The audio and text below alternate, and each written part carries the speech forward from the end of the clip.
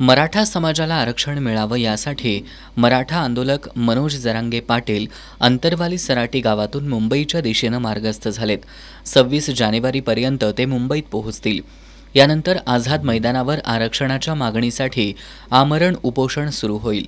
त्यांच्या या लढ्याला पदयात्रा मार्गावर अभूतपूर्व प्रतिसाद मिळत असून कोल्हापूर जिल्ह्यातील सकल मराठा समाजाचे कार्यकर्ते पदाधिकारी या आंदोलनासाठी रवाना झालेत।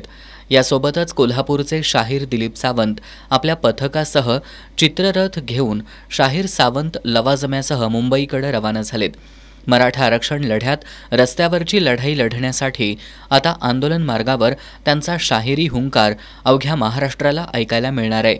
शाहिरीच्या माध्यमातून राज्य सरकारला शाहीर सावंत यांनी आरक्षण द्या, नाहीतर खाली करा खुर्च्या, नाहीतर झोंबतील कोल्हापूरच्या लवंगी मिरच्या अशा शाहिरी पोवाड्यातून सरकारचं लक्ष वेधलं।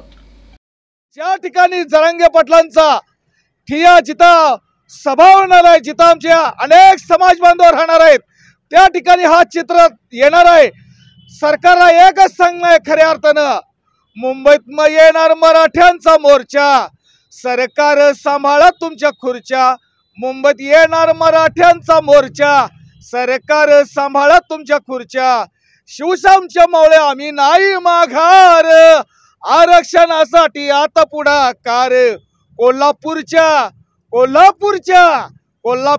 झोमणार तुम्हाला मिरच्या, सरकार सांभाळा तुमच्या खुर्च्या, सरकार सांभाळा तुमच्या खुर्च्या, सरकार सांभाळा तुमच्या खुर्च्या।